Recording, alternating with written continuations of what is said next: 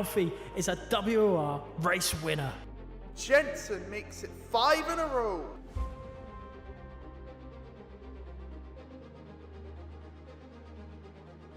Danny Berejnay wins on debut. Shinaka returns to winning ways in WOR.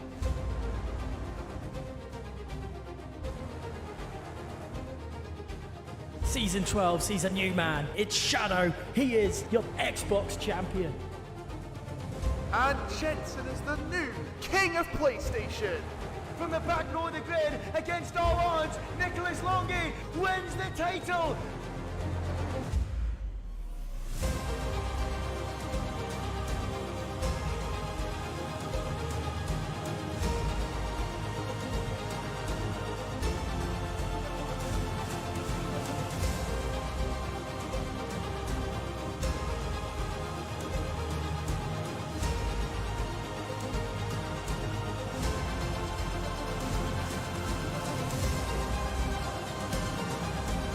Goes past the safety car. What has gone on here? Bowman spins.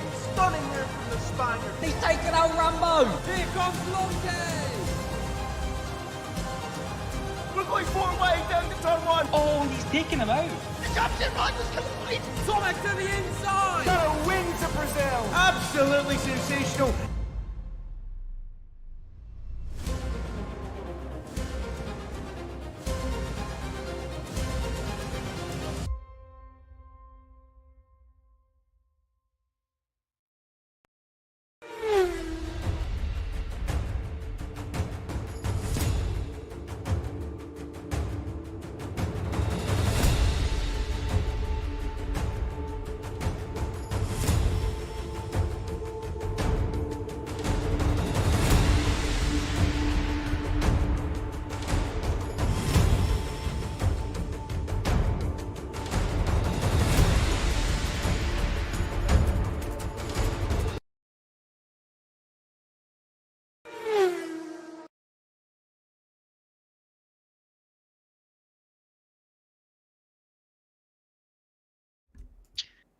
Good evening, everybody, and welcome to WR. We are at the penultimate race of this season, season 13. We are at the Autodrome Jose Carlos Pache circuit. There we go. I missed one of the letters out of that. However, I am joined by the proper Ryan Jacobs this week, the full-on legend that he is. And we are obviously at the moment seeing that Otis Lawrence, surprise, surprise, is a champion. However, enough about that. We've spoken so much about that. Ryan, how are you? Obviously, great day for England today.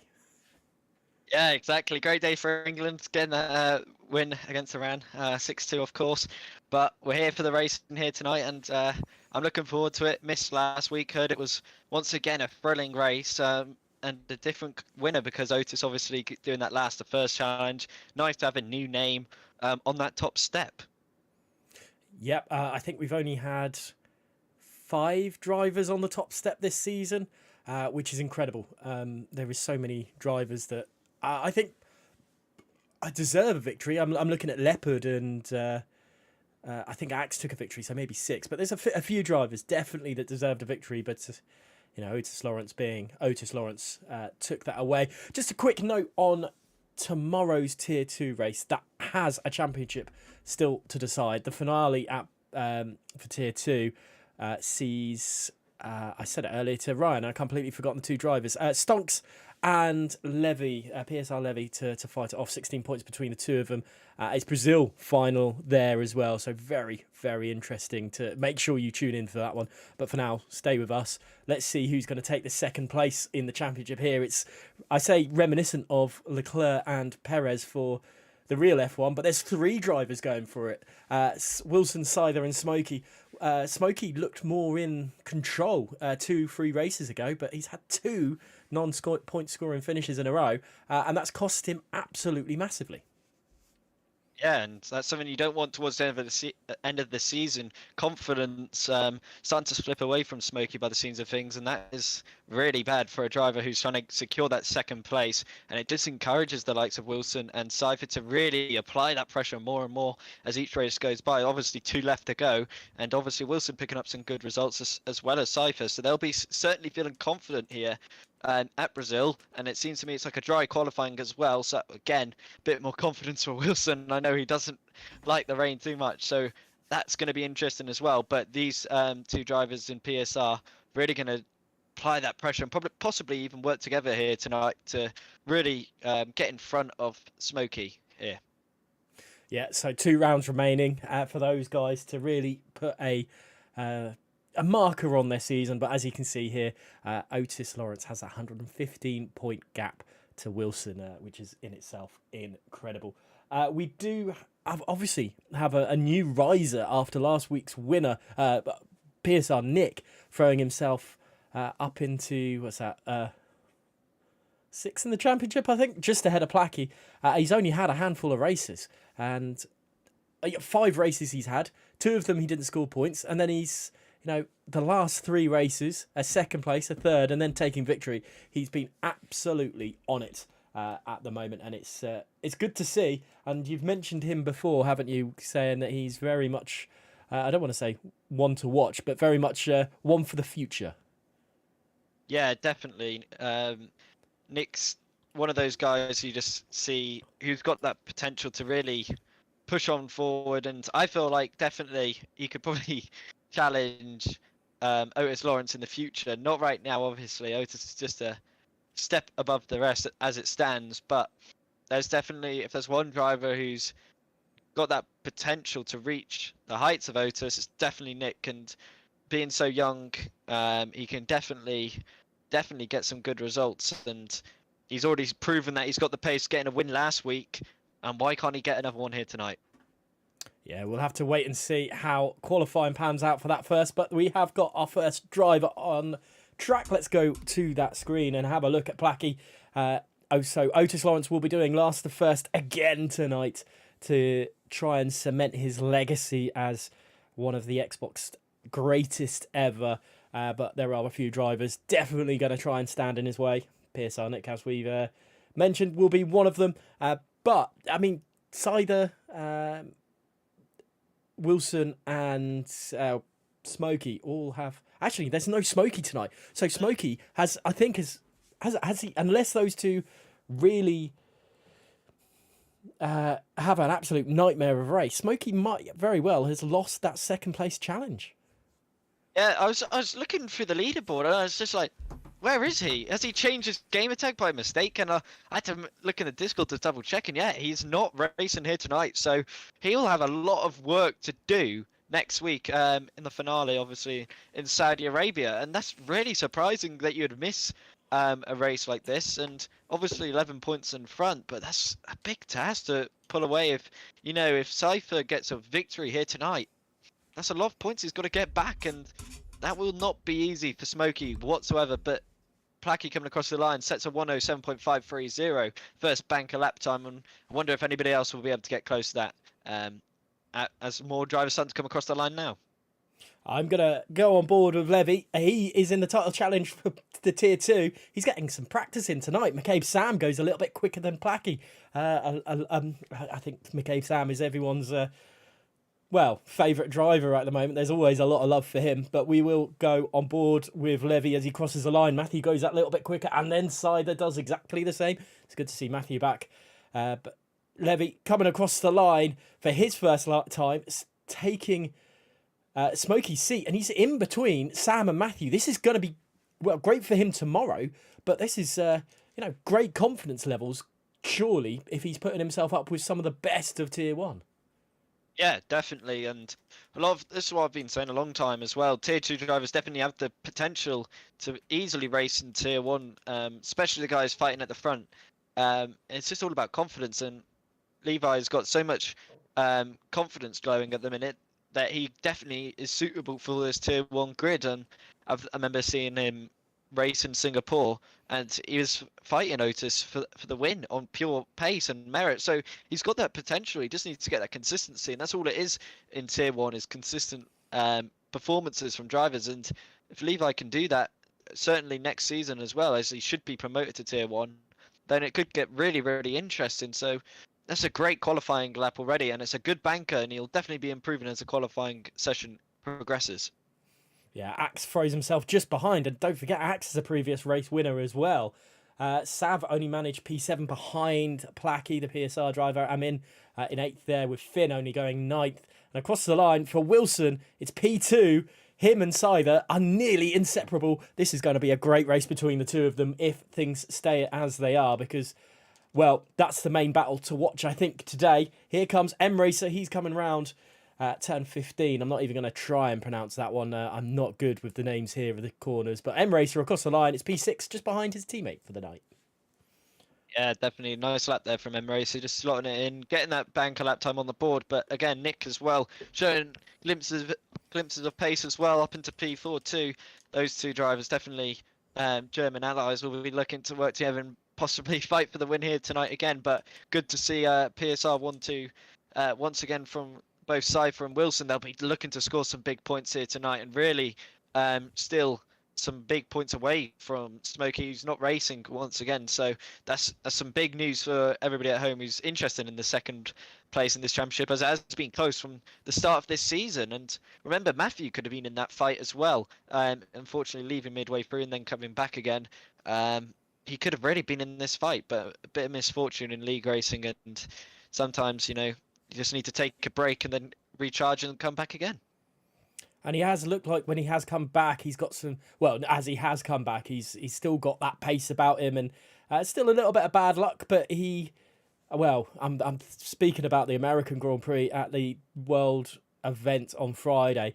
He was still able to pull himself back into the mix of things and had a really good result, really great recovery drive, which is great to see, because usually his recovery drives haven't been that great because he's got himself involved in another incident. But this time around, it was all good. Choco, if the timing screens are to be believed, is purple in Sector 1 and 2. What can he do? The man that's usually pretty good on one lap pace. He's coming round turn 15 now, across the line, and Choco places his car pole position. Yeah, something we haven't seen too often this season of Choco, but that'll be a good confidence booster as well. The pad usually does tend to go quite well around Brazil, and that's a very good lap time to start his qualifying session off there. So he'll be definitely happy with that one. And obviously he was quite late to come out compared to everybody else, so he'll have obviously a bit more grip on the track. But yeah, Cypher as well, just on an out lap now, so be an interesting to see what he can do. I'm not sure as well if McCabe Sam is on a flying lap. He is 15 thousandths up, and now a whole 10th up through the middle sector. Come around the final corner now. What can the Aston Martin do? Might get a little bit of a tow here from the Ferrari. No, moving out the way there. On low fuel mode is, I believe, Matthew. So up to the line now. What can McCabe Sam do? So 107.241 there for McCabe. That's a very good lap time indeed. Just slots in behind YI Choco. What a lap time for McCabe Sam. We're going to see these lap times tumble, I am sure of it at the moment. Could PSR Levy be on a track? I did go on board with Scyther. He's invalidated, so it might not be. Maybe is it a min, or is he just about to start a lap time? We'll wait and see. Yeah, it looks like a min's just about to start. Finn Bob spun. So let's see what Scyther can do now as he comes down into turns 4 and 5. There's a lot of pressure for both him and Wilson tonight, because they know both of them need to seize the advantage over the fact that Smokey's not here. But do you think that this might play on them now, and maybe we're going to see incidents between the two of them? Yeah, definitely. I feel they are teammates, but for a championship in second place, obviously there's nothing to win from it here in WR except from pride and ego. And let's be honest, league racers have a lot of ego on them, and they'll definitely be wanting to have that one up on the other. And I know they'll definitely be fighting hard but fair between the two. And I know Jamie will probably have a word with them if things do get out of hand, knowing him, to make sure they don't go overboard. Something that obviously the Red Bull team can't do with a cert driver. But hey, it'll be interesting to see if Cypher and Wilson can race fair and cleanly. But I'm sure there'll be some tactics being deployed between the pair of them to see who can get the upper hand. It doesn't look like a good lap time setting in for... Well, Scyther was 5 seconds down on his lap time, so it looks like he's going again. But it's down to Leopard now for us to see what he can do. And across the line, it doesn't look like it's a very solid lap time for for Leopard as it's a 108, so he's well off the pace at the moment. He hasn't been able to hook anything together. Is it PSR Nick now that's just about to start his lap time as Levy puts himself P7? It looks like some of these guys are deciding to go an extra outlap to see how quick they can go. Is that a worry for them not being able to heat the tyres up that well? I'm not too sure it's that. I think it's more the fuel. They must have a lot of fuel on board on these cars, and they obviously just want to burn it and just have one good run and then have no fuel coming in on their in-lap. So I think that's the tactic and the strategy from these guys, which seems to me to be the case, because I remember on the last game as well, you'd have enough for 2 runs quite comfortably. So they're obviously deciding to burn the fuel, and there we go, Cypher going quickest, 107.130, and that's quite an interesting strategy from these guys, and obviously less wear as well. So it's quite a smart strategy from all the drivers on board, and yeah, it's good to see that they're all thinking of new ways to get their lap times even quicker. Oh, PSR Nick. He only needed 1 lap. He's pole position at the moment. He is really showing what he's all about. Wilson, where is Wilson decided to... Yeah, he is on a lap. Let's see what Wilson can do. He's coming across the line now, Wilson. How close can he be to the others around him? And it's P2. It's quicker than Cyther, so it's interesting to see the strategy taken by some of these guys, because it looks like it's different styles suit different drivers.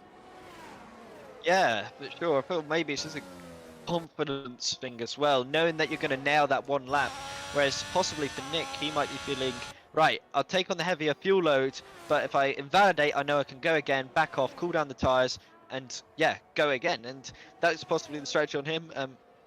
Whereas Wilson and Cypher obviously feel like they just know they're going to hook it up, and that's confidence from those two. But you know, sometimes it's not really necessary. It's minimal time gained really by having the less fuel load, possibly from those guys. But it's interesting to see the strategy that they are going for, to be fair. And you know, what works for you works for you. Don't change something which doesn't need to be changed. McCabe Sam looks like he's messed up his lap time as he comes through at turn 9 now. It's unfortunate for him, but he's going to go again. He's gone onto the grass to get away from a Red Bull. That Red Bull, I believe, is M Racer, who is still powering around. Let's stay on board with him with 5 minutes 40 left of the session. Into turn 12 he goes. And then it's a lovely little bit of this track from 12 to the start-finish line. It's just one continuous left hand, isn't it? But it's so smooth to do and smooth to drive that... Oh, I thought he was going to clip into the pit wall then. That would not have been ideal for M Racer, but across the line he's coming at P8. Yeah, and just to mention that, the penultimate corner there in turn 12, it's just really for him not to... I noticed he just got on the curb a little bit too much there, and it just lost the rear end. He had to correct it, and unfortunately for him, that's killed all the momentum and speed you can carry down that straight. And he definitely would have lost a little bit of time from that. So on his next run, if he does get into the pitting time, obviously, he'll definitely gain a little bit of time back there. And McCabe Sam validating through turn 1. It's a real shame for the Aston Martin, who's having a very good qualifying so far. And he's still got a lot of time in that lap, I believe. So he could end up in the top 5 here for the first time in quite some time here at Brazil. Can we see a McCabe Sam masterclass even snatch pole away from these established top-tier drivers? I think the chat would go absolutely nuts with that. With 5 minutes left of the session then, chat, let us know who you think is going to be pole. And for yourself, Ryan, is it going to stick with Nick, or do you think Wilson's got another trick up his sleeve? Or can we see something special from Matthew or Cyther? Yeah, it's nice to actually have not have to worry about Otis. You know, the bookies don't have to worry about that. You know, saying slam dunk Otis pole. But now it's different. It's refreshing to be able to say a different name for a change. And I do think Nick is going to get the pole position. Simply because of the confidence he has at the moment is quite astounding, to say the least. He's just been able to hook up laps in qualifying like it's nothing. And that's something that I haven't seen from him all season long until quite recently. So I feel like obviously getting 2 wins already, one at well, didn't get 2 wins, but obviously Japan, he had a very good result in 2nd place on pure merit of pace as well, and he was really fighting Otis quite well some points in that race. So yeah, I feel Nick is definitely going to get that pole position here tonight, just because of how confident he is at this moment in time. He's got his own little battle in the championship as well with this man, LCR Leopard. And Leopard had such a great start to the season. and it just hasn't seemed to work out. He had that good result in Japan, but there's been a few DNFs, a few races where he hasn't turned up. I know he had some problems, a few incidents, let's say, but he's still battling away. It wasn't a great result in Mexico, but he did show some real great fight, which put himself back into it and got some decent points from it. But I think there's only 17 points between the two of them with 2 rounds remaining. And if Nick is going off on this incredible tangent that he is at the moment, Leopard could lose his 5th place in the championship. Matthew is just about to start a lap. I think he's going to be the first of the top runners to do it with 2 minutes 30 remaining. It will be interesting to see how he can handle the pressure and if he can throw himself up there. Yeah, definitely so. And again, Matthew doing that strategy. I think Cypher's doing the exact same thing. No, Cypher's actually on a flying lap. He's committing to it. Matthew going for 2 runs, and oh my goodness me, just basically on the racing line there. Might be investing about serious potentially, but Cypher improving through the first sector already and using all that curb there. Really nicely done. Got to use all the track here at Brazil and just carry the speed through every single corner. Absolutely key. Clipping that inside curb. This double right really doesn't do your tyres any good. You can see the rear end struggling there, having to counter steer midway through that corner. Again, this long left-hander going to use all the curb available on that right-hand side, and oh, backing off there. Quite interesting there from Cypher, because it was looking like quite a tidy lap, but obviously that mistake through the double right-hander, so common with these cars for some reason, that decides to back off there. Okay, so that's made me think who is going to be the driver to watch. So let's go on board with PSR Sav as he's trying to navigate these gaggle of cars that are going slowly to do another lap. 1 minute 26 remaining. Matthew and Sider have done just in the right time, but Alfa Romeo, was it in the way to allow Sav to do a full proper turn 11? It's going to be interesting because of the amount of cars on track. The track is busy and it's a short track, so they're all going to be stuck somewhere. Yeah, exactly, and Sav does improve just marginally, but that's up into P4. I was going to say, this qualifying right at the end here, it's going to get really, really close between every single driver here, as Brazil is such a notorious track for such a close qualifying. I believe Nick is on a lap as well, come around the final corner. I think he's actually backed off and gone again. Wilson is improving marginally, 11 thousandths through the first sector. What can the Alpine driver do? He's going to need a good improvement through this middle sector if he's going to want to still pole position away from the German. Yeah, it's going to be tight. I think I've just seen McCabe Sam park up at turn 12 and just allow everyone through, and now has decided to go. That's probably not what he would have wanted, because that's probably cost him a bit of time off the start-finish straight, which is not ideal. Choco wasn't able to improve on P6. Where's Levy? Sider takes pole. It's exactly the same time as PSR Nick, so it's not. It'll be Nick that's on pole. Oh my goodness me, this qualifying is getting close and feisty.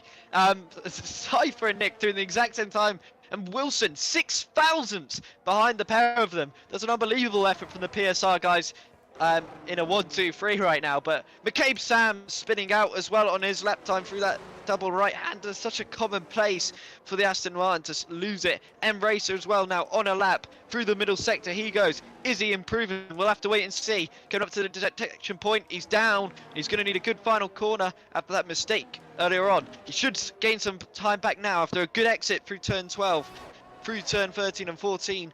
Let's see what the German can do. Coming up to the line now. What can M Racer do?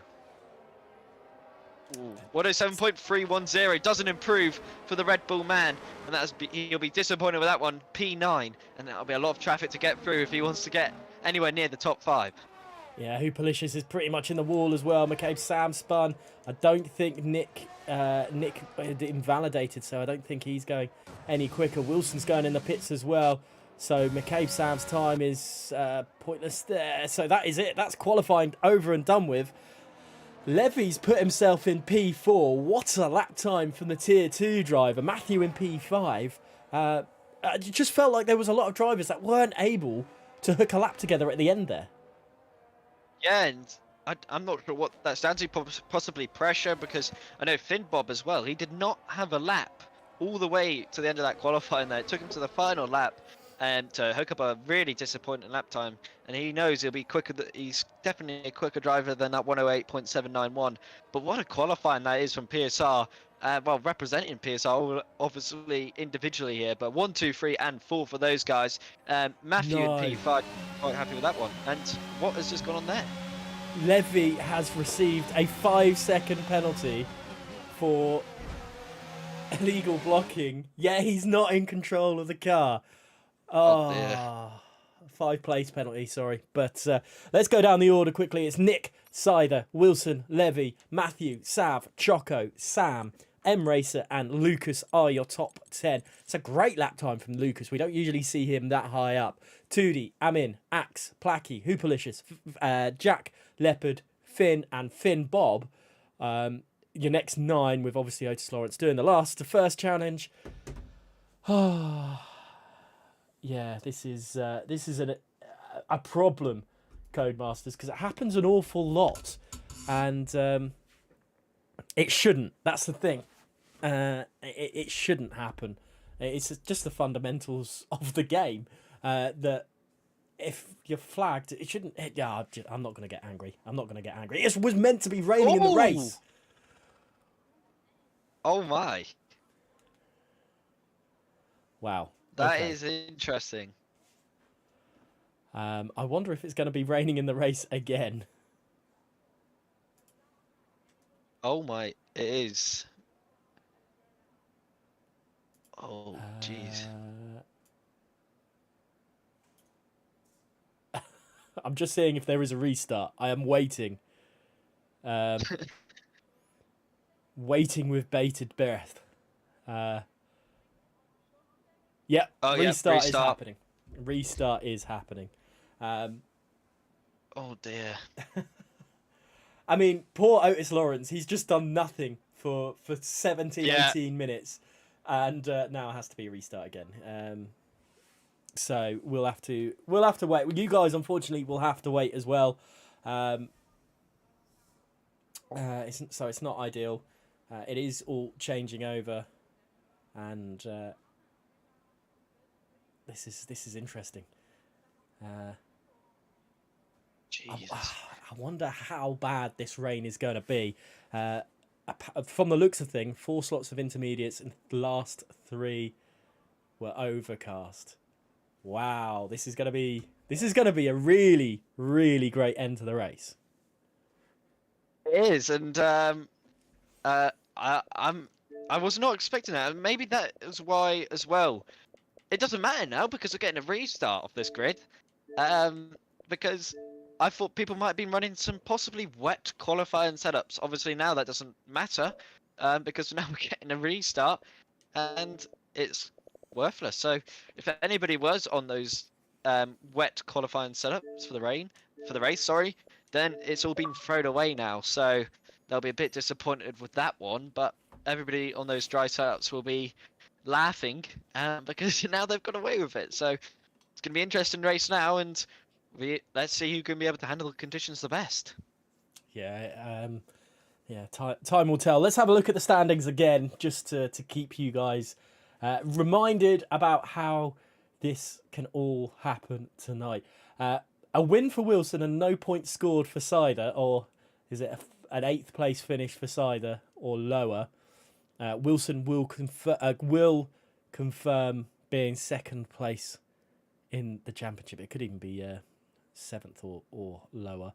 Smokey, well, he needs both Wilson and Cider to not get many points at all for him to have a chance at getting 2nd in the championship. Leopard needs to make sure he just finishes above Nick, really, which might be easier said than done. Because Nick has been looking in perilous form right now. And for those of you who haven't or have only just joined, we had 0.006 of a tenth of a second between 1st and 3rd, with two drivers setting exactly the same lap time. That's how close I think this race is going to be, Ryan. Yeah, Brazil is notorious for being a close race.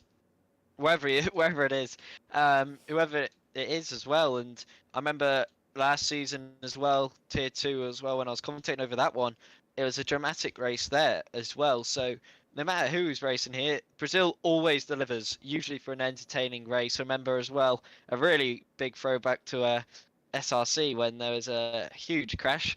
And it was hectic for that championship as well. So, and there was also that famous clip, I believe, from a lower tier in WOR, which is obviously in the trailer this year, where that driver got straight lines. So maybe we might see some particular drama like that once again in this rainy conditions. And I feel like we'll see a lot more mistakes come out. And Brazil's a very common place as well to pick up some penalties as well. Track extensions are really, really common around here. So don't be surprised possibly if we see some penalties come from some drivers here tonight. Well, apparently I hope that hasn't crashed my PC, but I can't actually change to the standings anymore. So that's rather frustrating. What is going on? Oh dear, oh dear. I'm going to doing everything off memory. I've got none of my stats or anything I can't do. So yeah, this is going to be a nuts race, I think. I'm just thinking, we've got that tier 2 driver who we know is quick, we know is capable, but he's he's still an unknown commodity. We're looking at the tier 1 drivers, thinking, oh yeah, it's always only going to be about them. But actually, he's put himself, was it P4, P5? He's done a fantastic job, and all he needs to do is just stick with, and he's going to really cause some of the other guys problems. Yeah, I feel Levi's definitely going to cause problems for everybody on this grid. He's done it countless times across different leagues, and this is the first time he's been able to showcase his abilities here in WR Tier 1. So I'm looking forward to seeing what he's going to be able to do. He's a talented driver. I've seen him make overtakes before. He's clean, hard, and fair, and it's refreshing to see more drivers come through and really start to challenge other drivers as well who are at the top. And it's refreshing to see new names come through, not have the same old ones, but obviously the OGs, definitely, when you get to see them come back, obviously like Martin, when he came back at the start of the season before having some wheel issues and having to leave again, it's always refreshing to see the OGs come through, but it's also refreshing to see when new people come through who can really put a qualifying lap together and really be at the forefront of this league. And Levi's going to definitely showcase that ability here. Being in P4, he's got the pace. I wonder if he will get involved though, since they are both PSR drivers in front, both going for that second place in the championship. Will he stay back or will he get involved? I feel like he's going to make a statement here tonight, and I really think he is going to challenge for that win. Yeah, and that's the other thing. I think he wants to make that statement, because obviously tomorrow night he's going to be challenging Stonks for the title. So he wants to do the best he can. But I still can't really believe PSR Nick and God, who was it? Scyther getting exactly the same time.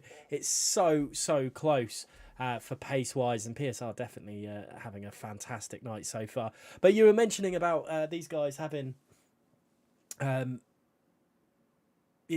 OGs coming in and still be doing well, and the new guys obviously showcasing themselves. It's great to see Leopard still be able to fight with these guys. Yeah, Leopard, definitely. We've seen it countless times this season from him. Race after race, is qualifying is his weakness. He can never seem, for some reason, to be able to hook up a lap which puts him in the top 10. I don't know what it is with Leopard, but for some reason he just doesn't like it, and he always makes it difficult for himself. Whether it's down to not practicing enough, or it's down to just not being able to deliver in the session, I'm not too sure, because every time we see him in the race, he is a different kind of driver. He delivers lap after lap, and he's consistently putting in very quick lap times.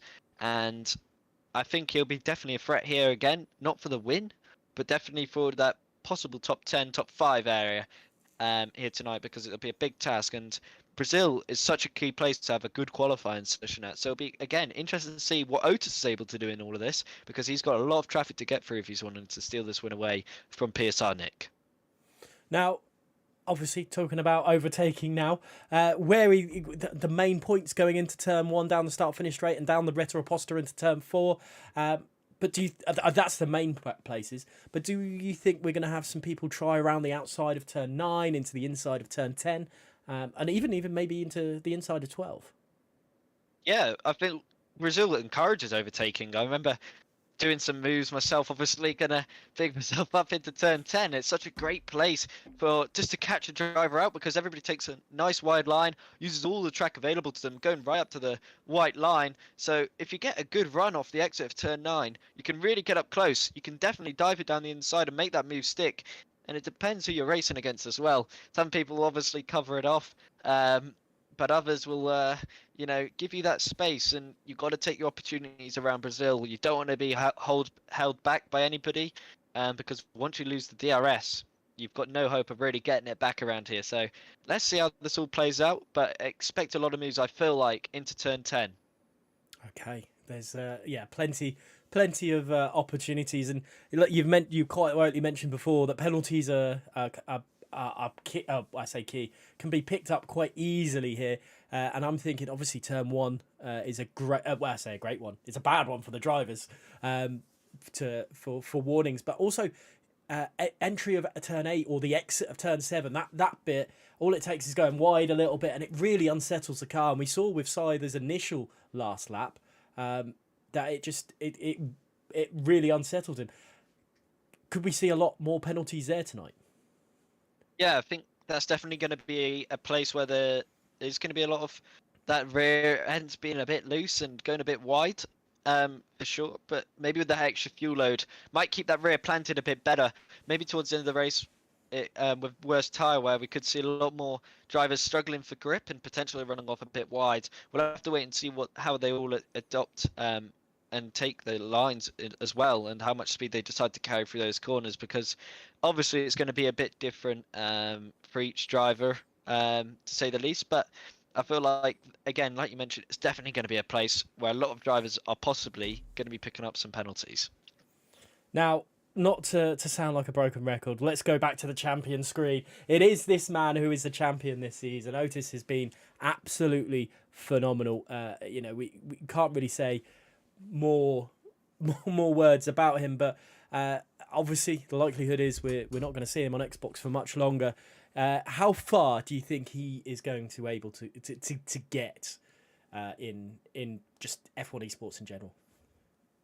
I think he'll be on the F1 esports grid as soon as he's able to. And to be fair, 16, I think, or 17, one of the two, he'll be on that grid as soon as possible, I think, because we've seen how he's progressed. Obviously, last game, remember, he was a driver who was a bit too trigger happy on that ERS button, but now he's really managed to sort it out, and you see the pace, the consistency, lap after lap after lap. He does deliver every single time. And if you're an esports manager who's looking to recruit a driver to an academy or even to the main team and drive for them, he's definitely that man, because you see it every week. He's fighting Jarno.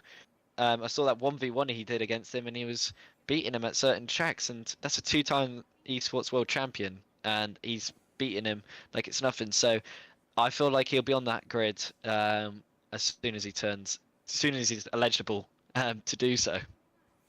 Do you think it could be another situation? Obviously, we've got Ronha that's got there and gone to Haas. Do you think it's going to be another situation like that? It'll be a team that hasn't really done well before picking him up, or do you think it's now common for someone like Mercedes to be to go and like he is something special?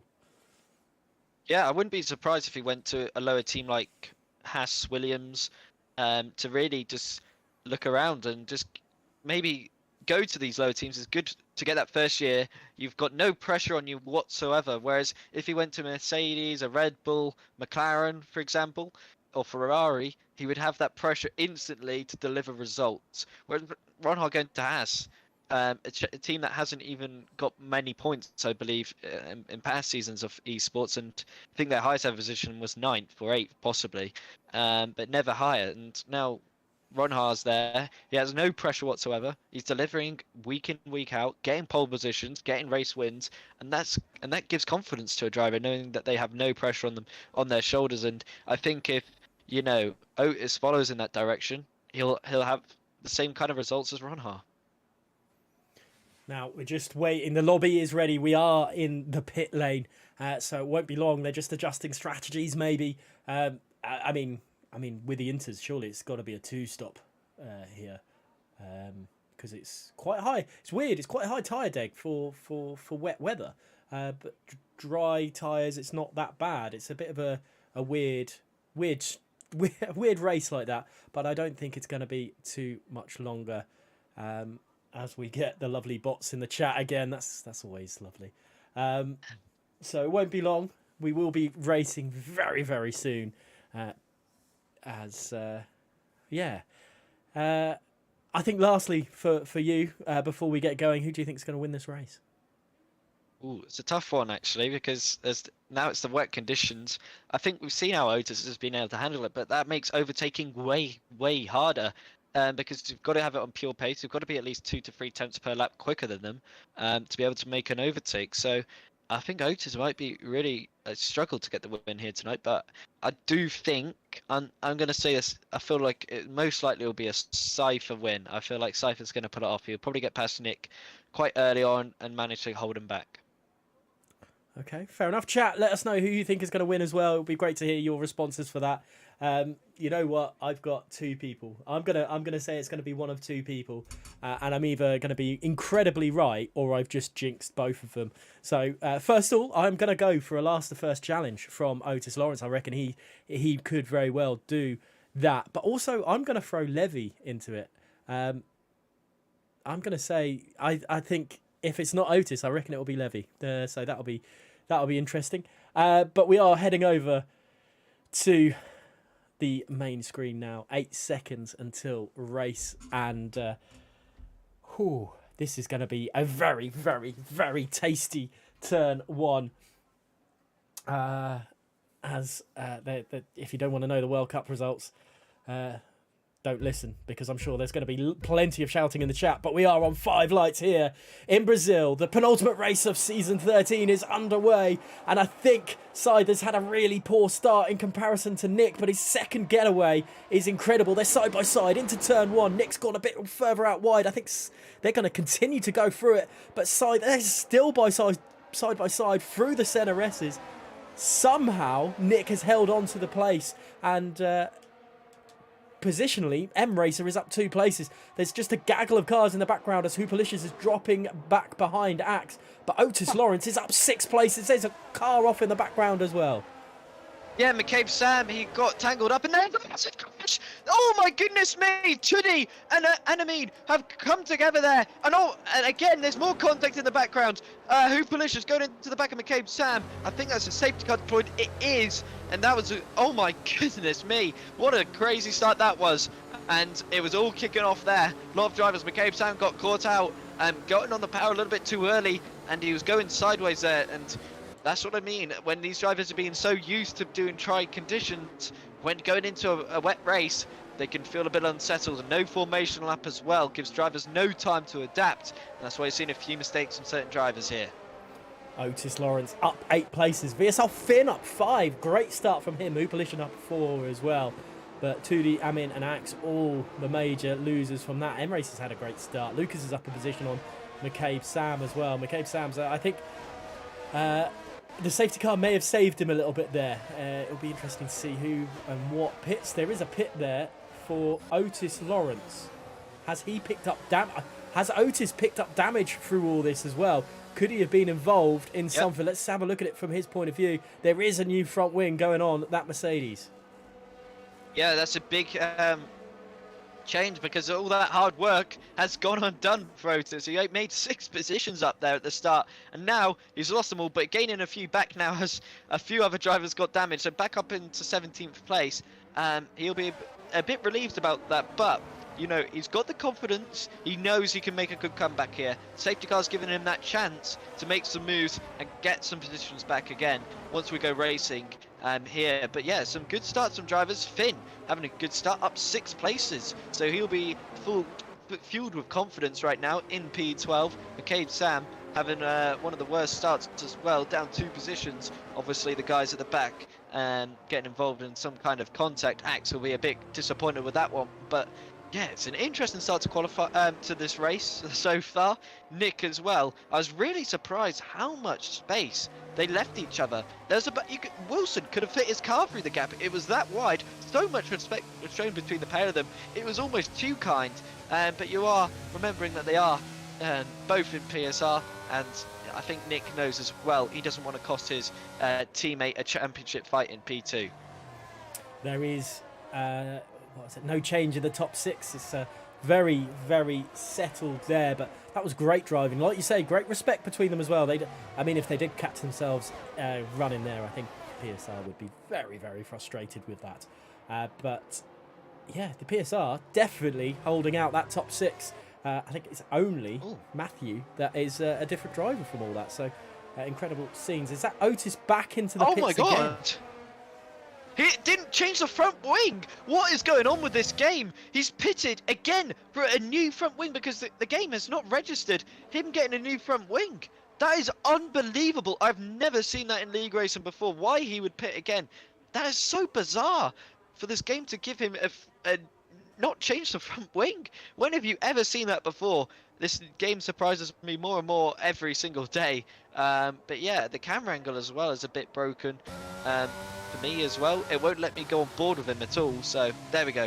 But yeah, that's really, really bizarre for Otis, and I've never seen that happen on this game before. Is there a new front wing? There is a new front wing this time, so Otis has to, all that hard work is being undone now. He is going to start behind all these drivers, and what an incredible turn of events that's happened here. I wonder if the safety car will be in this lap. He has pretty much caught up to the back end of this. There is no sign of it coming in. There it is. Ooh. It is now. So, safety car is in this lap. PSR Nick, when does he go? When does he think this is the best time? Does he leave it late or does he go early? Let's look at it from his point of view. He's heating those tyres up a little bit. What does Sider do in the just behind him? And there he goes. He's gone, but I don't think it's cost anything to Sider there. Wilson not also having a trouble, but Matthew has been dropped a little bit with the 2 Hasses behind and M-Racer as well. Yeah, it's a hectic start. M-Racer again with Choco, and M-Racer's gone wide. He's gone deep into turn 1 and turn 2. MVR Lucas trying to get involved with it as well, trying to make a move. And that's VSR Jack and Leopard tangling into turn 1 and 2. Otis making some moves already. He's up into P17, make that P16. Is he going to make a move again on FRA Placky? He is. Down the inside goes the champion, and that's a nice move up into P15. Otis is on a mission here. We just had the Hasses coming together as well. What is going on? Is Otis Lawrence able to do anything either? I don't think he is. 2D has rejoined the session, so that's possible. Oh, he's had a look up the inside of Axe, but Axe has cut him off. Yeah, Otis as well. Before that, he went onto the curb. He lost the rear end. He had to massively counter-steer the car, somehow keeping his foot all the way on the throttle. Lost no time from it. What a catch it was indeed, because I think a few other drivers would have been going the other way. But what a save that was. And look at the grip and confidence Otis has. Oh my goodness me. Trying to hang it around the outside of Axe. Axe shutting the door firmly. But Otis, seems to me, is running a lot lower downforce around here. Having the better straight line speed, it's giving him that ability to overtake on the straights here. Here's our Nick, the fastest man on the track, but look how close Otis Lawrence is. He's gone up the inside, or is he? Is he going to try and get the Alpha Tower into turn 1 as well? He thinks of it, and he has done. No way. He's gone up the inside, and Otis Lawrence 2 places at once, and that is what champions do. What an incredible move from him, and he's already sizing up VSR Finn. Yeah, he's just got so much more grip, and the straight line speed he has as well. It's like a rocket ship right now. What a move that is as well. Great stuff there from Otis. He's got the speed, he's got the cornering as well. Absolutely down to a T. He's got so much confidence around here that he can attack any corner, knowing that he'll be able to make a move at any possible point. And he's already back up to the back of Hoopalicious here. And because we've been so concentrated on this, Nick has pulled a 2.2 second lead to Scyther at the front. In the foreground, you just saw Matthew attacking Levi. Up the inside, there's a little bit of contact between Hoopalicious and McCabe Sam. Where does Otis go? Those two in front are side by side. Surely he's not going to think of a move up the inside. He thinks better of it. Or is he going around the outside? Surely not. This is tantalising stuff right now. I can't get off of Otis Lawrence because he's just carving up the field. He really is, and he's going to go for it now on Hoopalicious. He's got so much more straight line speed. Hoopalicious current off the inside, but again, Otis, with that superior straight line speed, goes breezing past the McLaren. And is he going to get past McCabe? Sam, it's very close between the two of them. The Aston Martin leaving him just about enough racing room, and that is nicely defended there from McCabe. But it's not over yet. Look at the speed, look at the grit from Otis Lawrence. Is he going to be able to pull it off? He's going to tuck in behind him. He's going to go to the inside line now, and he's going to dart down the inside. Nicely done there from the Mercedes, and that is an easy picking from Otis Lawrence. This is incredible stuff from our champion. Really putting on a show tonight, and he's, well, going to be straight back at Lucas. Lucas is up one place from where he started, but I don't think that'll stay there for very long. Nick still pulling away from Scyther in the lead. Sav in a little bit of no man's land. I think he's pulling away from M Racer a little bit, but he's at the head of this train, which Otis Lawrence is just about to go through. Yeah, and again, he's already up to the back of NVR Lucas, who will be checking his mirrors frantically. But with that straight line speed that this Mercedes has, I don't think there's much he can really do about it, because he's really closing in already. 5 attempts is the gap, 4 attempts. And now 3, he is really closing in rapidly, and he's going to be able to make this move possibly into turn 1. But Lucas is defending, not using too much of the battery compared to Otis here. Crucially, got 70% compared to Otis's 30, and that's what Otis has got to keep in mind now, not to use too much of the battery. It was a weakness of his in the last series or the last game. But at the moment, he's got to the inside as they come down the Reta Reposta, and he's dispatched the AlphaTauri, and now he sees Choco just ahead of him, up 11 positions from where he started. He's had 2 front wing changes, and he's still able to do all this. However, if you're looking at it from a leader point of view, he is 8.8 seconds behind PSR Nick. Has he got enough to do anything about that? We'll have to wait and see. And yeah, it's it won't be long before Otis dispatches Choco. Does he do it in turn 10? He doesn't, but look at the line he takes in comparison to Choco. He gets so much more grip out of that. Yeah, it takes too much tighter line, which is really, really interesting. I think he just knows Choco may be struggling as well for grip right now. You can just see every single exit. Choco's rear end is really wiggling all over the place. And that seems to me a driver who hasn't got the confidence, and Otis is going to be able to breeze past YR Choco. Choco is defending. He is using that battery. But compared to Otis' straight line speed, there's nothing Choco can do about it. Surely he's going to dart around the outside. Choco's going to break late. Force Otis the outside, almost onto the grass there. Choco, again, defending hard but fair there. And Otis having to back out, surprisingly. Well defended there from the Haas. But again, it's not over. The Mercedes is going to come fighting back here. And Choco is defending hard. Otis darting left, darting right. He has to hold it around the outside. Surely he's going to have to back out this move. He's going to hold it somehow off the track. Reminiscent of Max Verstappen versus Lewis Hamilton once again. But there we go. He's got up the inside line. Is he going to go down the inside? Surely not. He is going to hold it side by side with the Haas. And there we go. What a move that is from Otis Lawrence. Otis Lawrence is incredible. Unable to defend for much longer, Choco there. And how do you defend such tenacity? It is pretty much impossible. He's now 2.2 seconds though behind M Racer. It's going to be a little while before we see an overtake from Otis Lawrence again. But he's already trying to pull away from the Haas driver behind. And Otis Lawrence has just put on a show. And it just at this early stage, I think we could turn around and say he's very much a shout for driver of the day. He's already pulled enough of a gap from Choco for him not to be a problem anymore. But look at this battling in the background. It could be 3 wide between Lucas, Sam and Hoopalicious. Hoopalicious has gone back up the inside of Sam, but Lucas is holding position at the moment. There is so much action happening. Brazil is absolutely incredible. It really is. I said it could be entertaining at the start, and boy, is it delivering right now. There's been a mistake through turn 2 for Tudi, and that is him right rounds. Fortunately, dropping right back. And what a performance this has been from Nick, by the way.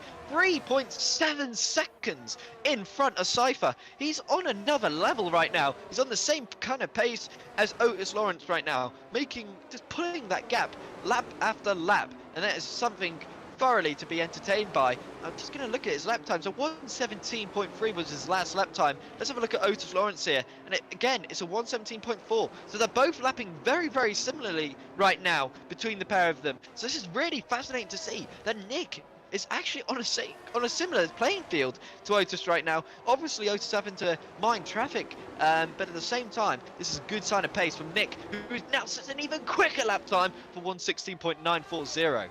It'll be interesting to see. Otis has had a clear track for the first time. He doesn't go quicker. I think he needs to just... Well, it depends how quickly he'll catch M Racer to see if he will break that fastest lap. I don't think it will be too much longer before he does. McCabe, Sam, Lucas and Hoopalicious all battling away still. This is the battle on the screen at the moment. So we haven't seen the leaders because Otis Lawrence has put us in absolute masterclass so far. But... yeah, 4.3 seconds between Scyther and Nick. The rain is still coming down on lap 10. A little mistake there from Hoopalicious at the end of the Retro Aposta into turn 4, but he's still battling away. The two Alfa Romeos in 13th and 14th with Finn Bob just behind.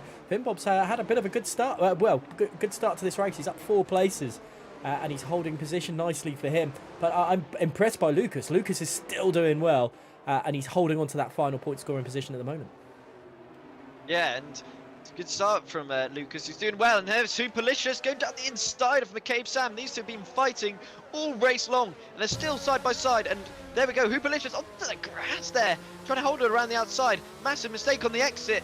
Having to catch the rear end. Oversteer like crazy there from the McLaren. And that is McCabe Sam holding on just about to P11. But now we keep a close eye on Otis Lawrence. So 116.737. That's an astounding lap time, and now he's surely going to be looking to get past M Racer now, who's really struggling, but at the same time closing up to the back of PSR Sam.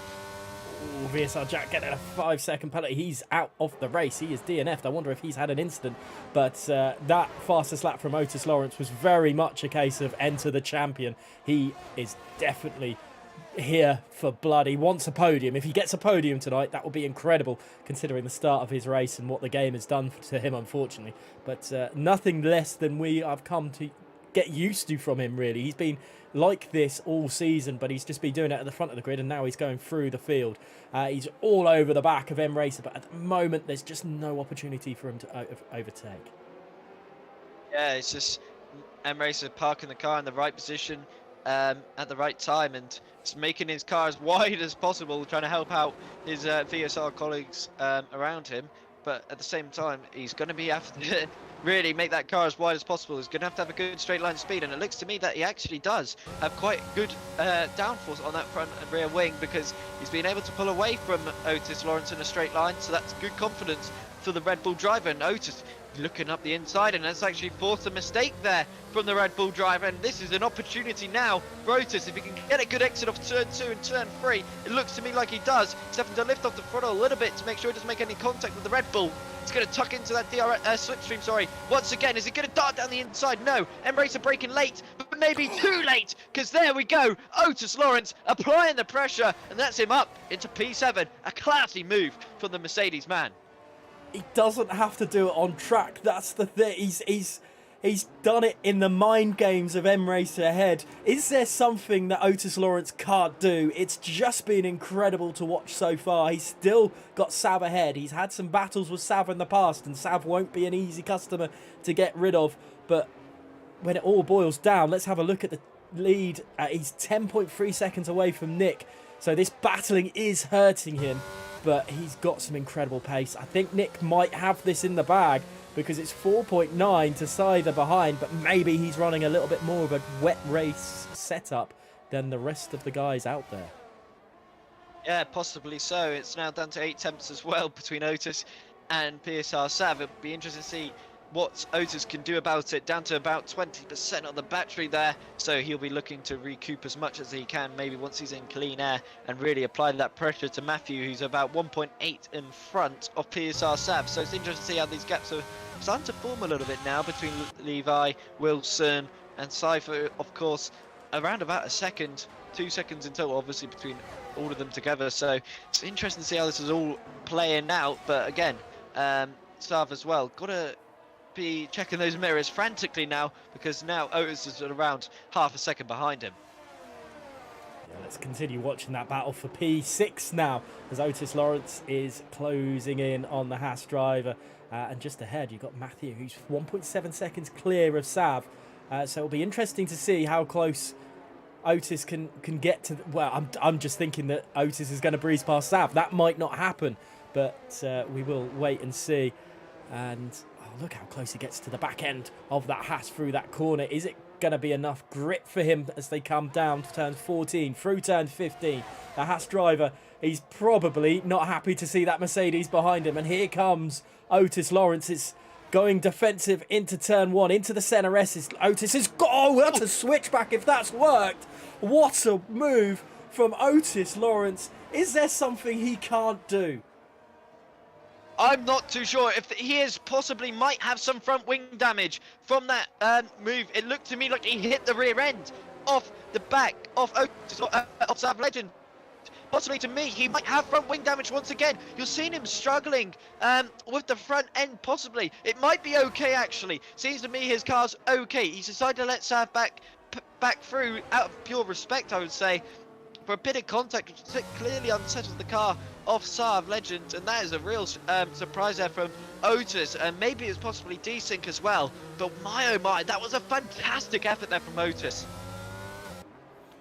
Well, it's incredible stuff so far. He's continuing to battle away, but it is costing him massive amount of time to Nick, and Nick is just dropping the rest of the grid on pure pace. M-Racer is really struggling for grip in the background there. We have lost 2D now as well, which isn't ideal for him.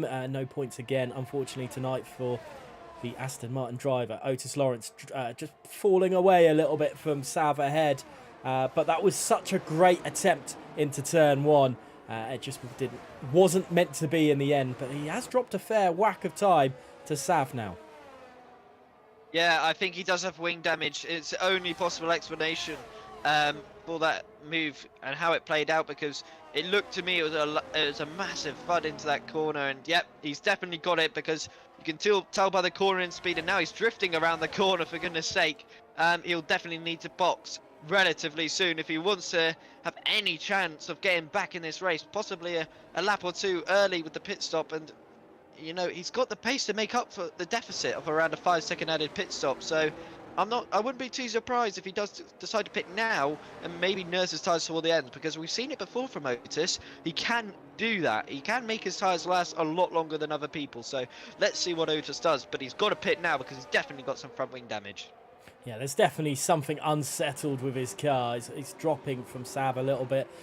Maybe we will see. He seems to be drifting a little bit now, but it's not. It's likely that the pit stop's going to happen. Here he is. Let's see what happens. Whether there is a front wing change, I'm almost certain there will be as Otis goes into the pits. He slows down just in time. There's a new fresh set of tyres there ahead of him and a new front wing. Hopefully they won't put one of the damaged ones they've already taken off on that Mercedes. That is not a very good look on the game with the end plates not even coming off, but never mind, Codemasters, you do you. This means he's going to have fresh air to drive in, fresh air to really push and, well, gain that 5 seconds back, like you've mentioned quite rightly as well. But also, I think he's capable, if it stays raining to the end of the race, I think he's capable of going to the end of the race as well and still push. Yeah, definitely. It's just a matter of time before he gets back involved, and obviously everybody's got a pit. Once again, gap to the leader. Let's just have a look at that one, because 40 seconds he's got to make up. Obviously, pit stops involved. That's around about 27, probably seven seconds of us. With the gap obviously from Cypher, and then a bit more, maybe even 30 seconds he's possibly having to make up here in total, I'd say, roughly, for Otis, because of the pure gap from the front, and obviously these pit stops as well is not going to do him any favours whatsoever. So see how this all really plays out for Otis Lawrence. I don't think the win is on, but definitely a top 5. Because just looking at the lap times he'll be able to put in now in this fresh air. Let's see what he'll be able to do. Yeah, we'll keep an eye on that. But there is a big battle brewing for P9. Lucas, Sam and Hoopalicious again. These guys going away. Finn Bob picking up a 3-second time penalty. That's the first penalty we've seen tonight so far. So, you know, going through halfway through the race, that's not bad at all, is it? It's nice little... well, hopefully we don't pick up any more. But Finn Bob is probably hoping for a few more penalties to come through. Right now, Nick is running away with this. It could be a first double race victory for him in WOR Tier 1. And he's just proving to be a class above everyone else. Otis Lawrence has caught Finn Bob by 2 seconds in a lap. So he is really flying right now. I think, looking what Crispy says in the chat, pit window is in 2 laps. That was probably last lap. So we're probably looking at these guys coming in to the pits very soon, especially these leaders. And I wonder if Sav and maybe Matthew will be thinking about what because Otis has had to pit, what they have to do to combat him. Yeah, exactly that. I wonder how it is all going to unfold here between these guys. And Otis again putting in a very nice lap. Once again, 9.8 is the gap now to Finn Bob already, so it's another second taken out of the AlphaTauri in front, but also towards the front as well. Wilson and Levi battling out. Levi trying to keep with Wilson, but it's around a 1.2 second gap. A 1:17.0 there from Otis, and he didn't even use any ERS, so that shows the pace he has got to offer. McCabe Sam tried to move up the inside of turn 4 on Lucas, but Lucas defending brilliantly, and Hoopalicious had just clipped the back end of the Aston Martin, and Sam's race has gone from, well, it's just gone from okay to worse. He's now, he unghosted in between the 2 Alfa Romeos there, and oh my goodness, this is very bad timing for him. He's battling away with Finn, and has he got the move? Has he kept the position ahead? He has. He is still P11, but that is not ideal at all. Yeah, exactly right. And I wouldn't be too happy if McCabe Sam. The stewards obviously will probably look at that and definitely probably put the blame on Hoopalicious. Obviously, got to be careful of the driver in front. And I feel like this contact model in this game has got it's just awfully wrong, because one tap on the rear and a driver goes spinning round, when in reality, a little tap like that and they would be okay. You just wouldn't see a driver go right round, and especially at that speed, in my opinion anyway. I don't think the car would go around after a little bit of a nudge in the back from Hoopalicious, but that's what it is. Otis Lawrence, a 1:16.218. He has turned it up to another level now. He is definitely one to watch. He's trying to do everything he can to get himself back into this after front wing damage for clipping the back end of Sav for the battle for P6 after the first challenge to happen. And there's battling between Placky and Leopard. Leopard was trying to go around the outside into Ferradura, and it just wasn't happening. Leopard just seems to be caught up in issues here. He just can't get past anyone. He doesn't have the overall straight line speed to get past, and he's desperate to. It looks like he's got the pace. It's just he's stuck.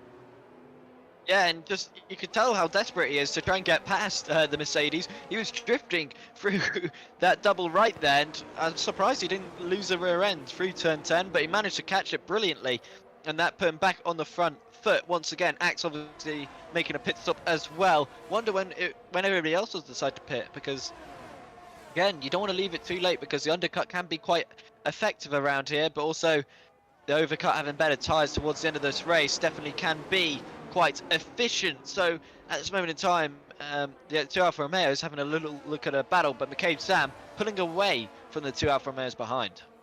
Yeah, he's found his pace again after the incident a few laps ago. Otis Lawrence is 5.3 seconds, sorry, behind this battle for, what is it, P12 now? Up ahead. I wonder if the people in the lead are waiting for dry weather. Are they? They're not going to hold out, are they? It is likely to be dry towards the end of the race, but surely he's not there. Those guys at the front aren't going to be considering that. It would be very, very risky, in my opinion, to try and make it that long, especially when you know you've got the pace as well to close up that gap as well. And it's going to be around lap 30, I believe, when it starts to go dry. So it's another 9 laps away from this point onwards. So let's see how this all plays out. I'll be very surprised if they do try and hang it out. Maybe that was the plan from Otis to do that, but unfortunately for him, he's not been able to do that. Obviously, that move not really pulling off for him. But at the same time, he is on one hell of a drive right now. 4 seconds away from FRA Finn Bob, and then he'll be on the back of this train with LCR Leopard, Placky, Enemy, Finn, and basically McCabe Sam as well. So he won't be too far away from potential battles if he can close down that gap. And he'll be right back in contention for points once again. Yeah, it's been crazy so far, and Otis has yet to have a race this season where he hasn't scored points.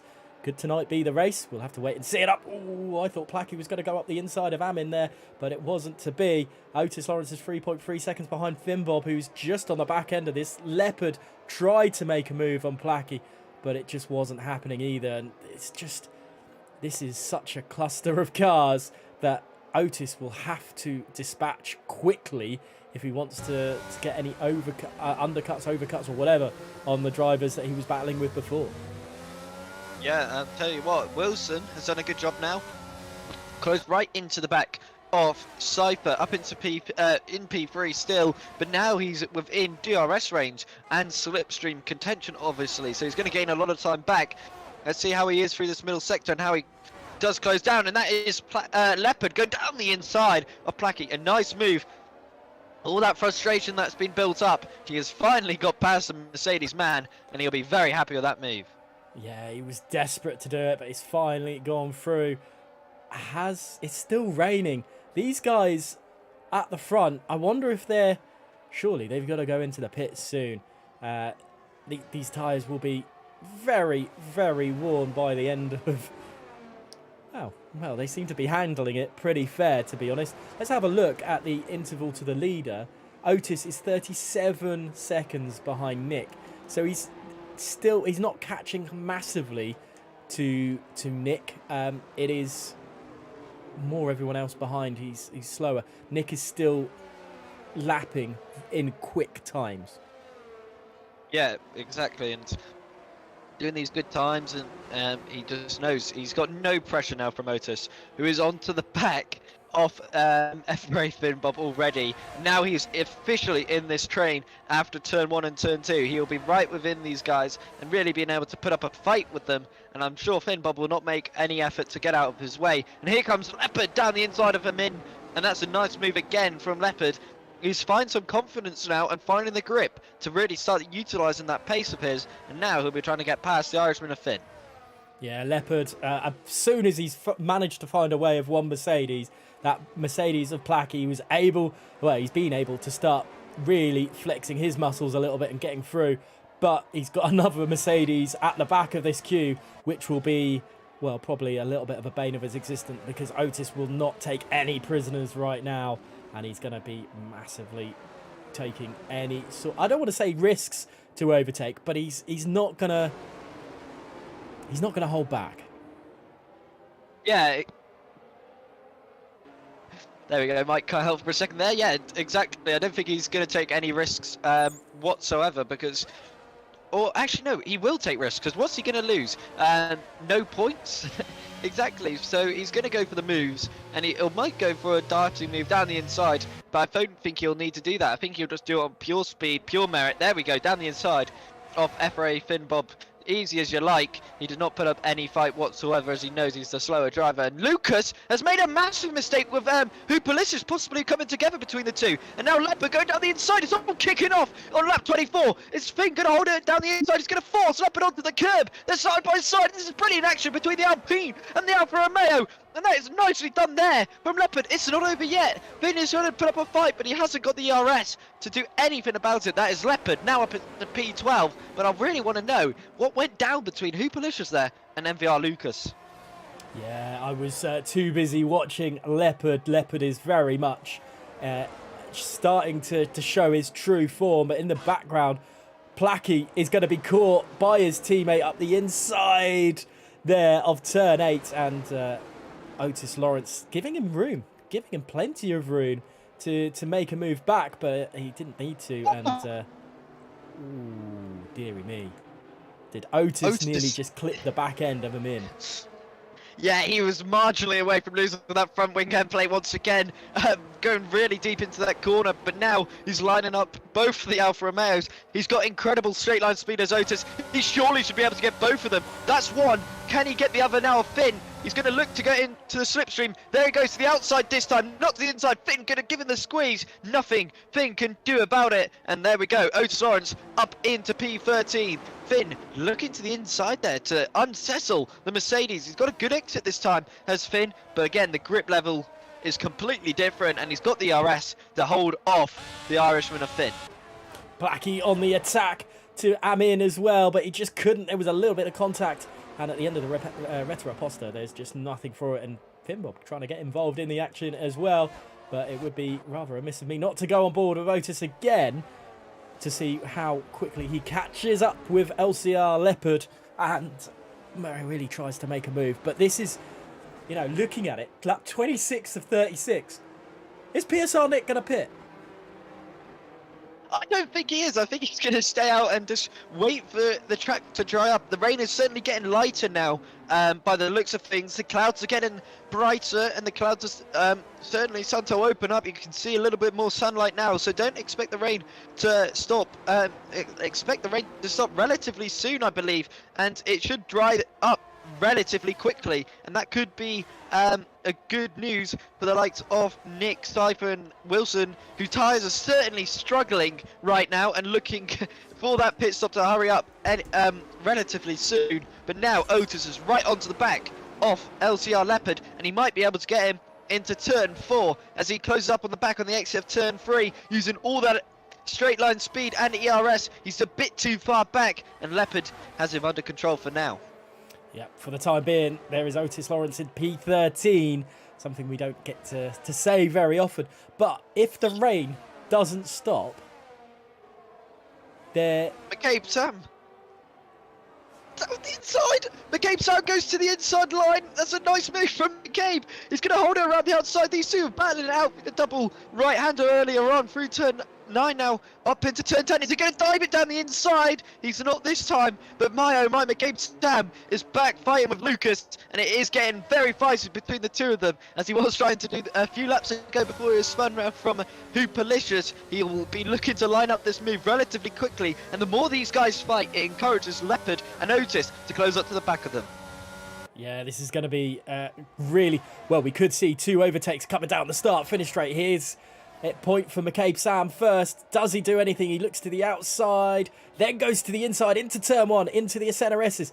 Oh, there's contact between the two of them. Leopard in the background, battling away. McCabe Sam's recovered well, but I don't think it's going to be anything doing. Down the Retro Aposta they come. Sam's got so much more speed. Lucas is pushing him out wide. And he's got the move done. Oh no, oh no. Oh, it's crashed! He's made contact with Leopard on the straight here. He's gone into the barrier backwards. Rear ring damage is for sure. That was I can't believe what I've just witnessed. Otis was doing the exact same thing as McCabe Sam. He was going right, he was going left, and then he just spins around. I'm not sure if that's a bit of desync, possibly. But that is Otis definitely out of contention for any chance of now getting any points. Wow, this is mental for Otis Lawrence and Leopard, and that is not something you would ever think to see. to, well, Leopard and Otis Lawrence coming together. No, definitely not. Those two really like to fight hard but fair, but I really can't put my finger on what just happened right there. And it was desync, says Caesar, so that's a real shame for Otis, who was on a good comeback drive after that earlier incident. And again, Finn, the two Alfa Romeos fighting it out. Finn trying to hold it around the outside, and there's contact between the two of them. A good save, obviously helped out from his teammate there. And that's Placky going right down the inside. And there we go. Leopard now going to attack Lucas to the inside line, goes to German. And is he going to be able to hold it? No.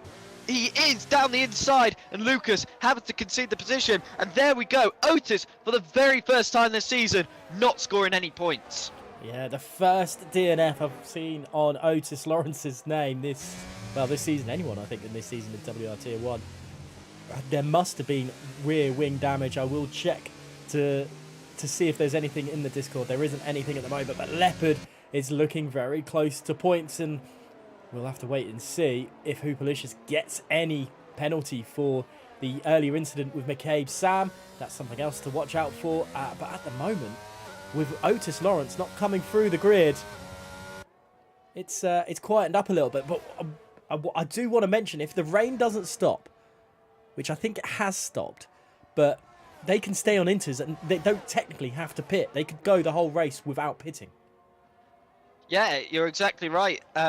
Nobody has to pit now, but at the same time, the track is drying up rapidly, and that's Finn out of the race. And is that going to be a safety car? It is a safety car deployed at lap 29 here at Sao Paulo, and that is going to be absolutely heartbreak for PSR Nick, who's been in control of this race from start to finish. And now it's going to be a dry track towards the end of this race. Surely he's going to pit here. He has to pit for a set of fresh softs, most likely. Although they do die very quickly around here, the soft tyres are surely the ones to go for here. Let's see what PSR Nick does. It's into the pits. I don't think it's dry enough yet, but because it's under safety car, it should be fine until that point. What does Scyther do? Scyther is pitting. Wilson is pitting. Everyone is pitting, I think, for the dry tyres. The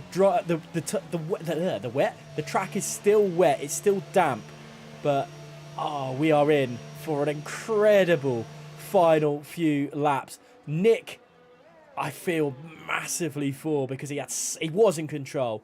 He's had 10 seconds, but look at him coming out the pits. That was really sketchy. It's gonna be dangerous. It's going to be very, very slippy for these guys initially. Yeah, you can just see them all going a bit deep into the corners on the exit. They're really just taking their time coming out the pit lane here.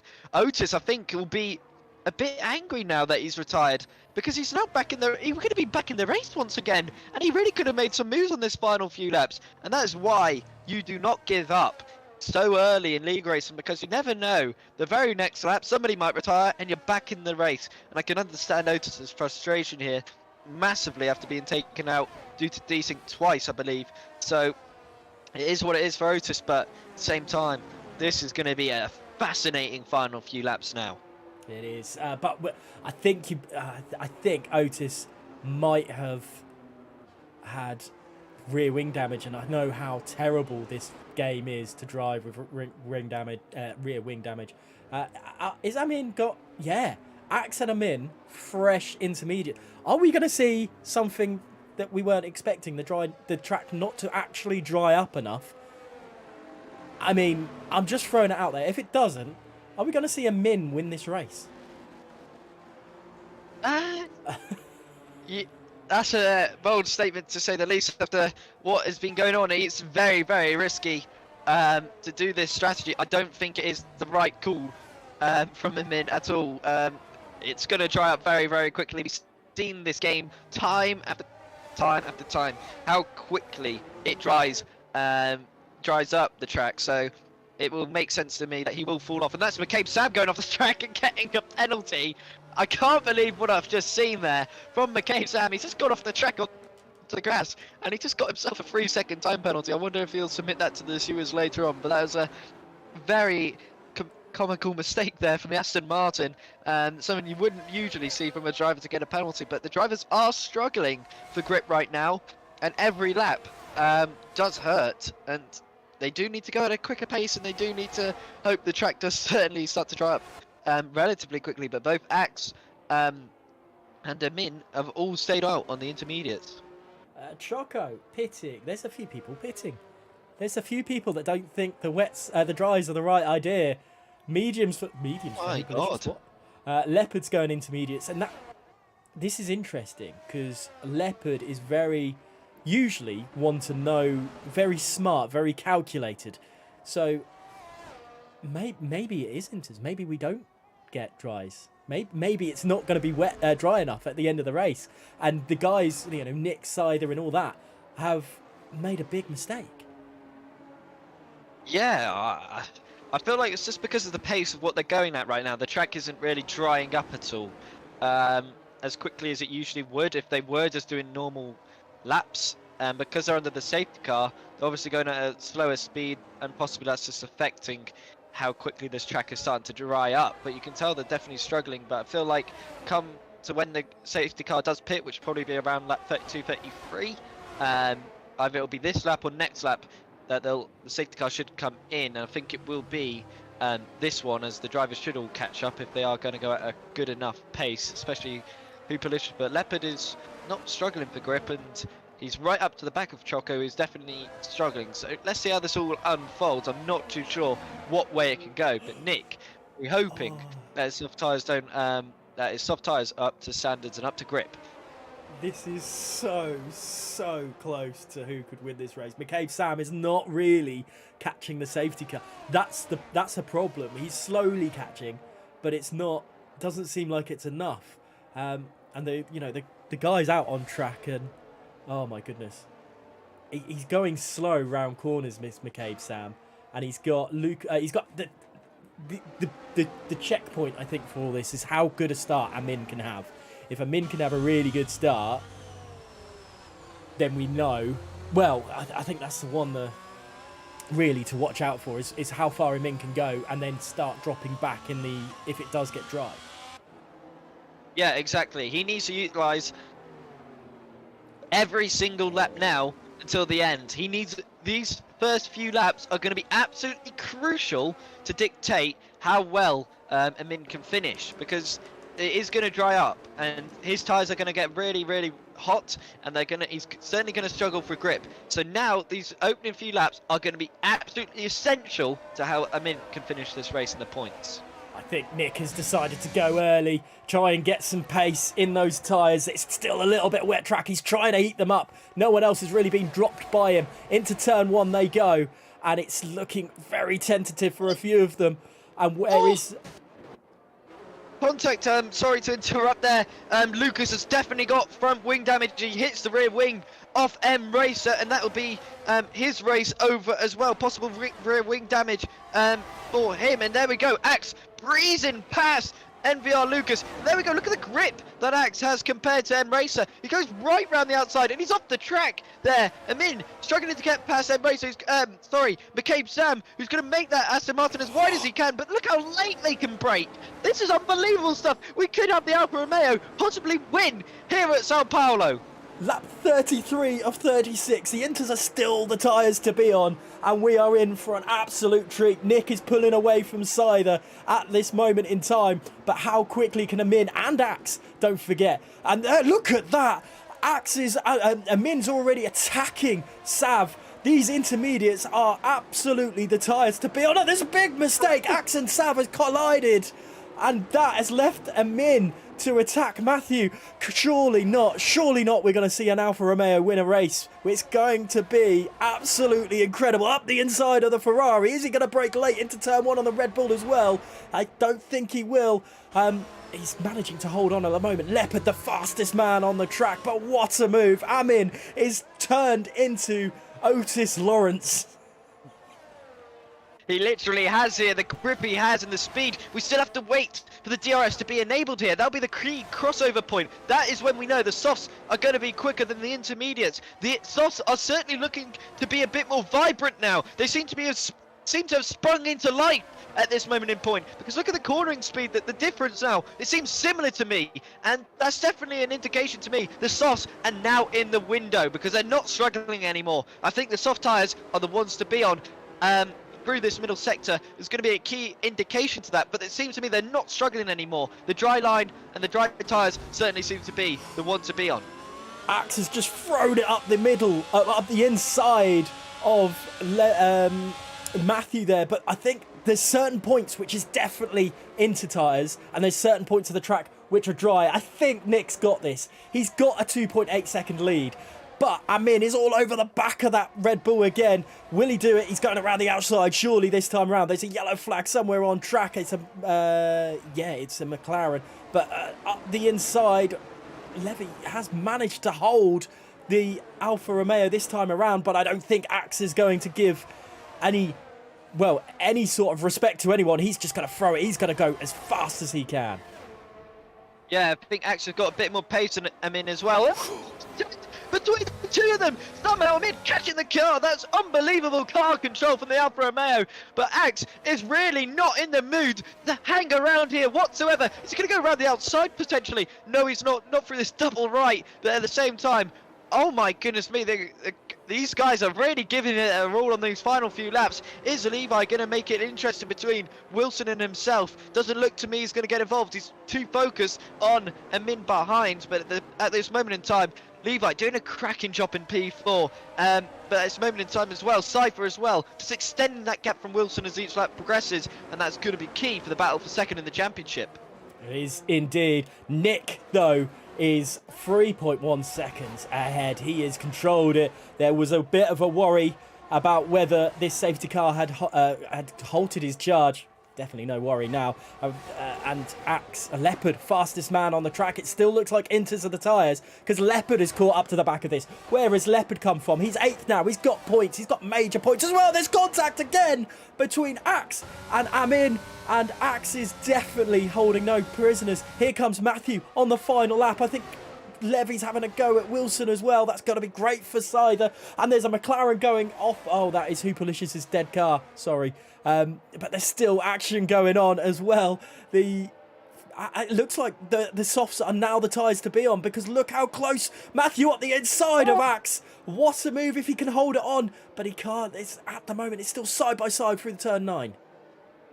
Yeah, it's really spicy between these two right now. The Ferraris are going to go down the inside. Axe is being on a mission right now. Contact between the two again and again between the Williams, and the Ferrari, and that was unbelievable stuff between the pair of them. But it is going to be PSR Nick, who has had the most dominant display, one of the most dominant displays this season from someone other than Otis Lawrence, to win here in Sao Paulo. Look at this. Oh my goodness, Leopard. No, he's not going to do it. He's not going to do it. Has he done it? No, he's not. Oh my goodness, how close was that? That was pretty much exactly what separated the top 3 in qualifying. Leopard agonisingly close to P6, but Amin getting it in the end. Wow, what an end to this race.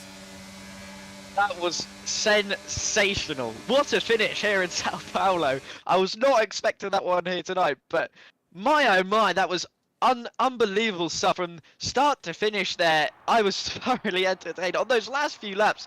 I feel like the Inters certainly were the tyres to be on, because DRS never got enabled. So yeah, maybe a few more laps away and the Inters could have faded away a bit more, but I think Amin definitely struggled towards the end there for grip, compared to the likes of Axe and Leopard, who certainly seem to have the confidence to be able to put the power down a little bit earlier than him, and really he could have utilised that bit better, the Alfa Romeo. But I think he'd be relatively overall quite happy with that performance to get P6, considering after what happened with Axe, after the contact, he'll be very happy to be able to pull off P6 after that one. Chat, let us know who you think should be driver of the day. The game gave it to Leopard, but let's go down the order. It was Nick with victory in the end, and the fastest lap in the end as well. So it does make me think that the softs were the tyre to be on the last lap. Then it was Cider. Then it was Wilson to round out the podium. That is going to be a hell of a battle for the final second place in the championship next week. Levy, great race from him. 4th. Matthew in 5th. 6th. Amin. Leopard 7th. Axe 8th. 9th to Sav. And Lucas getting points in the end as well. Placky, M-Racer, Finn Bob and McCabe Sam all finishers. Choco, Hoopalicious, Finn, Otis, Chudy and Jack all retired in the end. Wow. I don't think we've had a race like this before. This has been insane. Yeah, that's one of the best finishes this season I think we have ever had here in WOR, if I'm being perfectly honest, because I don't think we've seen something like that before, and being on two different tyres, one or the other, nobody could really tell which one was better, to be fair. And it was only getting towards that last lap that the softs really seemed to pick up the pace a little bit more. But yeah, that was mesmerising to say the least. I did really not expect that to unfold the way it did. Now, yeah, insane. Who was your driver of the day, Ryan? Oh, I think I've got to give it to Nick. It could have been Otis, but I think Nick definitely earned it, because you don't pull 5 seconds on Cypher like it's nothing. And then he again pulled that gap out again as well after that to around 2 seconds, I believe it was, at the finish line. That was just pure dominance from Nick, and it's scary to see how he's progressed so quickly in such a short period of time. And I feel like that's confidence again is just glowing for Nick right now, and it's showing on the racetrack because he's just winning races now, and he's getting quicker and quicker as each race go by. So for me, definitely it's got to be Nick after that performance. Absolutely incredible. I mean, yeah, I agree with you on that one. Nick has been phenomenal, but I'm going to give a shout out to Levi or Levi or whatever we're going to call him. What a race! A tier 2 driver finishing 4th. This is going to give him so much confidence for tomorrow's championship battle with Stonks, and I am definitely going to be watching that one if I'm not being pulled off for another commentary in another tier of WR tomorrow night, because that is going to be incredible, and he can take real heart from this, and all it takes, if he can throw himself on pole with the pace he's shown tonight, and really give himself a great opportunity. So a great shout out for Levi. But yeah, PSR Nick, absolutely untouchable. Even in the wet dry conditions, no one could touch him. Yeah, exactly, and that's a sign of a driver who's got that potential to reach really big heights. If you're able to do it in both conditions, you're certainly a driver for the future to keep a close eye on. And he kept his cool lap after lap. It was changing conditions. He could have, took a risk. He decided to be smart, go on the softs just in case it did dry up quickly, because it definitely was closing in anyway. And we saw that towards the end. The softs did eventually ramp up, and yeah, I think he knew as well. He had the security and the buffer of the cars behind that if the inters were quicker, that there would be a lot of cars to get through. And what a great drive, start to finish there from PSR Nick. Yeah, we unfortunately I don't think we're getting anyone to join us for podium interviews today, but what a race. And I give a shout out to Leopard as well. I know there was an incident with Otis, but he's managed to, as soon as he got rid of Placky, his race really came alive. And he managed to get some good points out of that as well. And what a photo finish between him and Amin as well. Great action there. But for now, from myself and you, before I let you say any words, we've got one more race. We have Saudi Arabia to do. But the rest of the tiers are on their final race this week. There is going to be some incredible action throughout. Like I've mentioned, there is a championship to decide in Tier 2, where one of the drivers that raced tonight, Levy, is involved with, and Stonks raced at Mexico, and he was pretty quick there in comparison to the others as well. So 2 incredible drivers to watch out for tomorrow on Tier 2. But for yourself, Ryan, any final words to head off with? Oh, thank you very much once again for having me. What a race. And what a battle we have on our hands for second in the championship next week. I'm really going to be looking forward to that one in Saudi Arabia. It's going to be a thriller. It definitely is. And if I've got the points correct, is it... I think there's going to be 4 points, maybe 3 points between the two of them into the final race. It's so close. Oh. So close. But we are going to be in for an amazing one throughout, no matter what. But thank you for joining me this week, Ryan. I look forward to next week for the finale here in Tier 1 of WR. But for now, thank you all so much for watching. We'll catch you in the next one.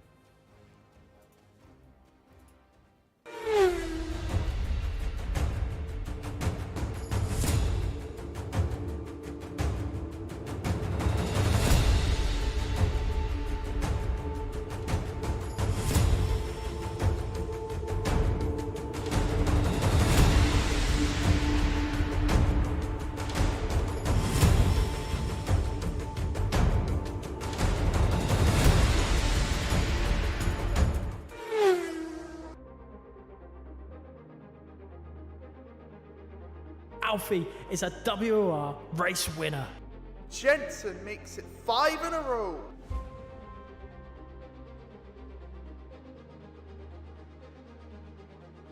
Danny Beresney wins on debut. Shinaka returns to winning ways in WOR.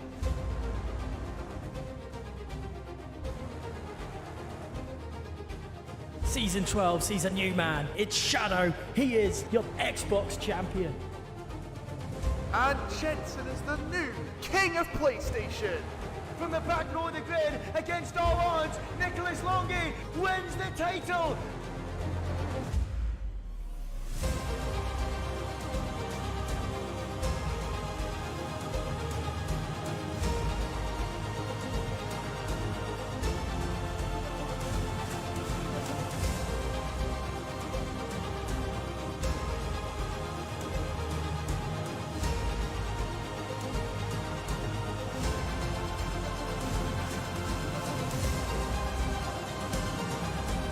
Goes past the safety car. What has gone on here? Furman spins. Stunning move from the Spaniard. He's taken out Rambo. Here comes Longy. We're going 4 wide down to turn 1. Oh, he's taking him out. Sonic to the inside. Shadow wins the Brazil. Absolutely sensational.